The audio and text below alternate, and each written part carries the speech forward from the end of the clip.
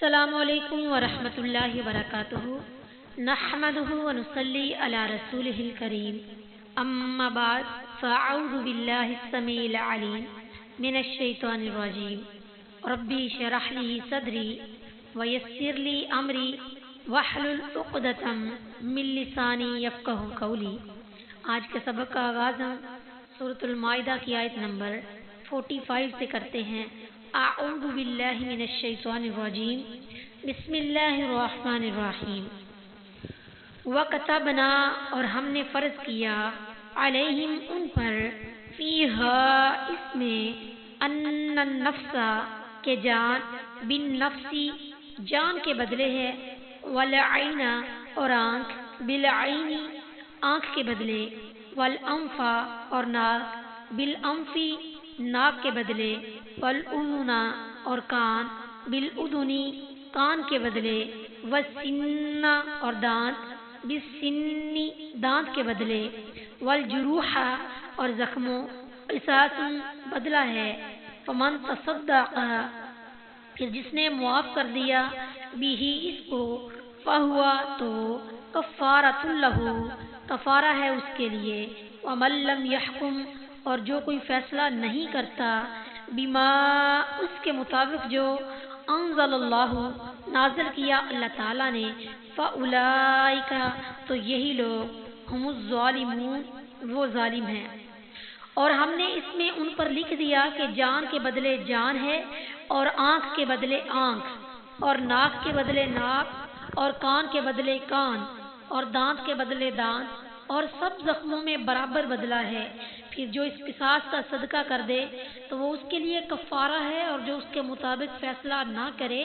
جو اللہ تعالیٰ نے نازل کیا ہے تو وہی لوگ ظالم ہیں۔ اس آیت میں یہود کو ڈانٹ ہے، یعنی انہوں نے جس طرح رجم یعنی سنساری کے حکم کو تبدیل کر دیا تھا، اسی طرح ان پر نفوس یعنی جانوں اور جروح یعنی زخموں میں برابری رکھی گئی تھی، جو اب بھی تورات کی کتاب خروج باب نمبر 21 فقرہ نمبر 33 اور 25 میں موجود ہے، مگر انہوں نے اس کو تبدیل کر کے معطل کر ڈالا۔ رسول اللہ صلی اللہ علیہ وسلم کے زمانے میں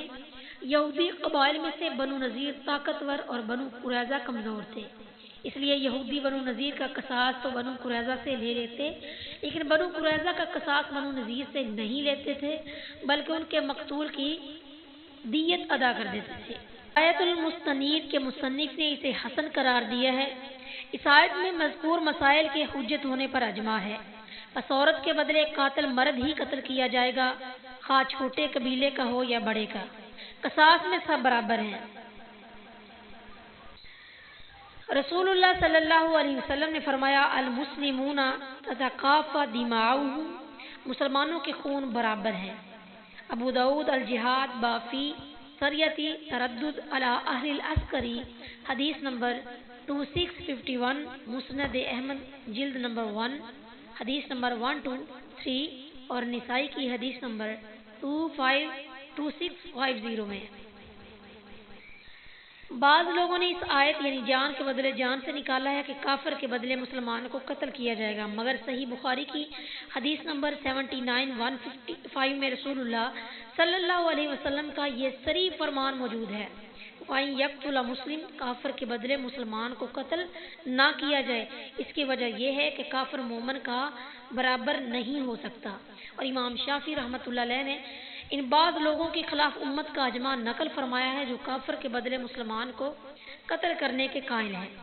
اس وقت مسلمانوں کے زوال کے اسباب میں سے ایک بہت بڑا سبب یہ بھی ہے کہ بعض لوگوں نے قرآن و سنت کے صریح خلاف ایسے احکام ایجاد کر لیے ہیں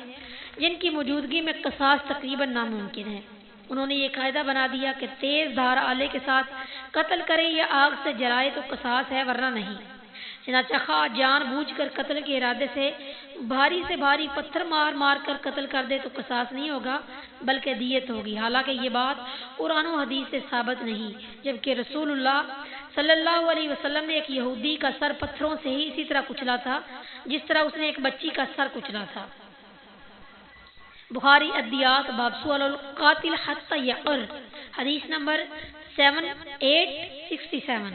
لہذا قرآن و حدیث کے مطابق قتل کے ارادے سے اگر جان بوجھ کر قتل کرنا ثابت ہو جائے تو پھر قصاص ہے، خواہ کسی طرح بھی قتل کرے۔ مگر ان بعض لوگوں نے کہا کہ اگر کوئی کسی کو ڈبو کر مار دے یا بھوکا رکھ کر مار دے یا برف کے بلاک میں رکھ کر مار دے، غرض بہت سی صورتیں بیان کر کے کہتے ہیں کہ ان میں قصاص نہیں، کیونکہ اللہ تیز دھار نہیں ہے۔ ظاہر ہے جن عدالتوں میں ان لوگوں کا حکم چلتا ہو وہاں قصاص کا نشانہ صرف وہی لوگ بنتے ہوں گے جو ان ہیلوں کو نہیں جانتے ہوں گے۔ پھر جب قانون ہی میں انصاف نہ رہے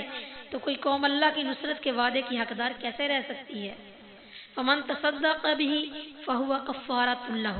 حضرت عبادہ بن صامت رضی اللہ تعالیٰ عنہ سے روایت ہے کہ رسول اللہ صلی اللہ علیہ وسلم نے فرمایا، جس شخص کے جسم پر کوئی زخم لگایا جائے پھر وہ اسے معاف کر دے تو جتنا اس نے معاف کیا اللہ تعالیٰ اتنا ہی اس کو اس کے گناہوں کا کفارہ بنا دے گا۔ مسند احمد جلد نمبر 5 صفحہ نمبر 317، حدیث نمبر 22676۔ ومن لم يحكم بما انزل اللہ، یعنی اگر قرآن و حدیث کا انکار تو نہیں کرتا مگر اس کے خلاف فیصلہ کرتا ہے تو یہ ظالم ہے۔ وما علینا الا البلاغ۔